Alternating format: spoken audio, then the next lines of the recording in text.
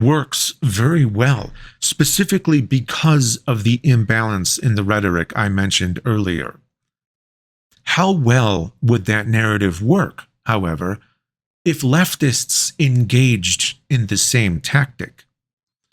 What you won't typically find in the current leftist rhetoric is constant reminders of the recent violence committed by right-wingers, so it's very easy to just memory hole them. If you're a conservative, you can probably list acts of violence by people you consider leftists right off the top of your head.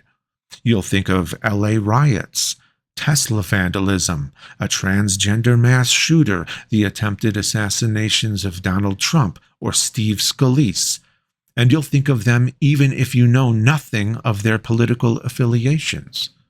But how often have you seen references to recent acts of right-wing violence? Like the Jacksonville Dollar General shooting, 3 killed by a white supremacist. The Allen, Texas outlet mall shooting, 7 wounded, 8 killed by a neo-Nazi white supremacist. The Buffalo supermarket shooting, 3 wounded, 10 killed by a white supremacist. The Boogaloo murders of Oakland and Santa Cruz, 3 wounded, 2 killed.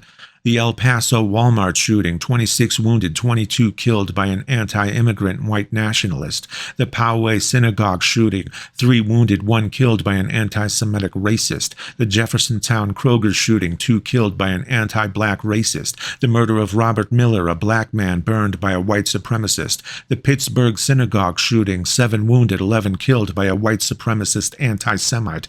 The murder of Blaze Bernstein, killed for being gay. The murder of Michonne Cooper Williams, a black woman stabbed to death by a white supremacist. The murders of Danny and Deanna Lorenzo, killed by neo-Nazis. The murder of Richard Collins III, who was stabbed to death by a neo-Nazi. The car-ramming attack at the Unite the Right rally, 28 wounded, 1 killed by a neo-Nazi white supremacist. The Portland train attack, 1 wounded, 2 killed by a neo-Nazi white nationalist. The murder of Timothy Kaufman, stabbed to death by an anti-black racist. The train wreck movie shooting, 9 wounded, 2 killed by a neo-Nazi white supremacist.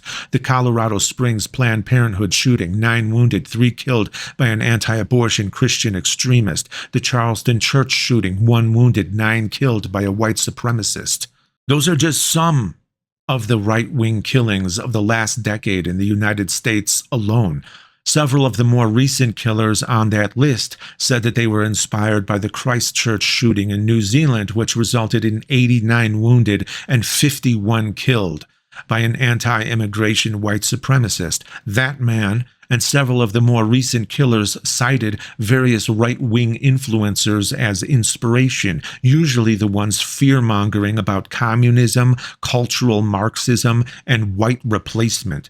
There is no recent equivalent of this level of political murder on the left, and leftists could easily bring up these many anecdotes of deadly hate crimes over and over and over again. But why doesn't that happen? Because they aren't compelled by anecdotes, and they know that these murderers don't speak for the millions of conservatives out there who are not murdering people. Bigotry is not compelling to them. To them, it's an unintelligent point to say that so-and-so was a right-winger who killed people, therefore you are somehow implicated in that. Unless, of course, you're an influencer cited by said murderer, in which case your very label as an influencer speaks to your role. You influenced it. People like Tim Pool, Alex Jones, Nick Fuentes, Ben Shapiro, Steven Crowder, Donald Trump, and many others like them have been cited by murderers as inspiration. Their common denominator is that they're all fear-mongers about leftists and immigrants. The tactic of right-wing influencers is to paint all Democrats and leftists as being on the verge of wanting to kill you, your entire family, or to replace you and to burn down entire cities across America. To them, collective blame is compelling, which is why their killers are always motivated by bigotry.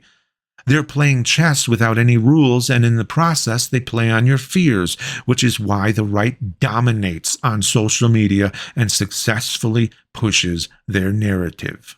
If you are a right leaning person, I'd imagine that you're thinking, I'm just glossing over